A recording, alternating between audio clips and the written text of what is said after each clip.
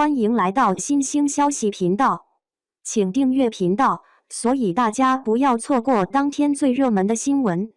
我们今天的时事通讯包括以下内容：白鹿亮相奔跑吧113发布会，一袭白裙尽展曼妙身材，这颜值好绝。伴随着第二轮录制在西安开启，以及4月25日首播的日期临近，奔跑吧113也是在4月17日举行了首场发布会，其中缺席首轮录制的白鹿惊喜亮相，成为了全场最为耀眼的存在。只见白鹿身着一袭白色吊带收腰开叉长裙，搭配上一双白色高跟鞋，以及标志性的黑长直秀发，整个造型尽展曼妙身材，甜美又性感。就连现场主持人也是忍不住惊呼：太美了！的确，白鹿的五官精致，在披散着长发下，更是有几分港风美女的气质。而这一身吊带开叉的白裙，更是让白鹿超绝的身材比例展露无遗，尤其是一双大长腿，更是格外的吸睛，一登场就能吸引到所有人的目光。不得不说，白鹿真的是属于越看越美的类型。她或许没有同场的孟子义美的那般惊艳，也没有爱豆出身的宋雨琦那般甜美灵动，但她自带的那种小家碧玉般的温婉，以及超绝身材衬托下的知性感，却仍能在任何场合下成为大家瞩目的焦点。这样的颜值，这样的身材，这样的气质，以及这样的状态，真的是超绝了。在缺席了奔跑吧113首轮录制的情况下，首次回归的白鹿，除了颜值外，她哑成电音的嗓子更是给了所有人惊喜。据悉，白鹿这是因为回归奔跑吧113录制后，经历了早上撕名牌、中午拔河等高强度的录制，一来是体力消耗有点大，二来也是在游戏中想要赢得胜利，所以全程大喊助威，最终才出现了嗓子哑的结果。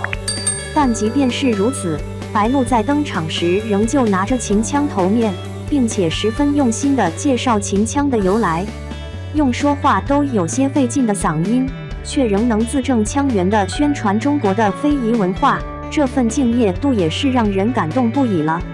在发布会上，白鹿也是成为了众成员的欢乐源泉。在回答主持人的提问时，李晨更是直接给白鹿支招，让他用男生来说话。白鹿害羞的表情引得全场大笑，周深更是时不时凑过头去听白鹿讲话，调侃他说话完全让人听不清。整个发布会的氛围，在白鹿登场后无疑是变得更为欢乐，跑男团们的诸多互动更是让人惊喜。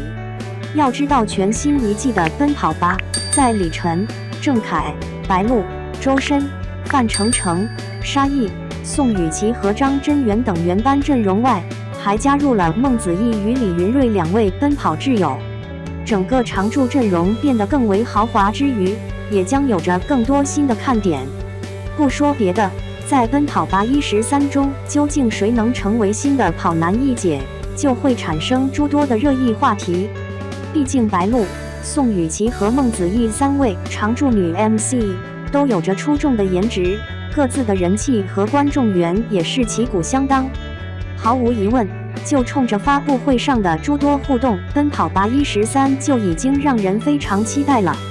也相信在白鹿的回归后，节目的热度和成绩也会变得更好。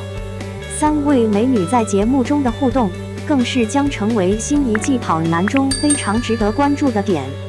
2. 奔跑吧捧新人才白鹿，这波操作怕是失了智。奔跑吧啊奔跑吧，曾经让我笑出猪叫，现在却让我 emo 到变形。想当年，邓超、陈赫、鹿晗伐木类组合，那默契，那笑点，现在回想起来还是嘴角疯狂上扬。哎，真是时代的眼泪啊！虽然现在有白鹿和周深这2位活宝撑场子，但总感觉少了点什么，就像一锅美味的汤，缺了灵魂佐料。新鲜血液是注入了，可那股子熟悉的味道却再也回不来了。最近新一季的海报一出，我直接瞳孔地震。白鹿妹妹这是得罪造型师了吗？那照片 P 的简直是大型网骗现场。白鹿小姐姐明明肤白貌美大长腿，硬生生被修成了纸片人，而且位置还那么边缘化，不知道的还以为是哪个赞助商塞进来的小透明。讲真，白鹿为了奔跑吧真的蛮拼的，各种行程连轴转，跟个陀螺似的，就为了能多参与几期录制。结果呢？就这，节目组这波操作，属实让人迷惑。再看看新加入的孟子义和李云瑞，妥妥的 C 位，那奔跑挚友的标签，简直闪瞎我的24开克金狗眼。这差别对待，比我涂10层遮瑕膏还明显。我知道娱乐圈拿咖位决定一切，但在我看来，一档综艺好不好看，关键在于嘉宾之间的化学反应和节目内容的精彩程度。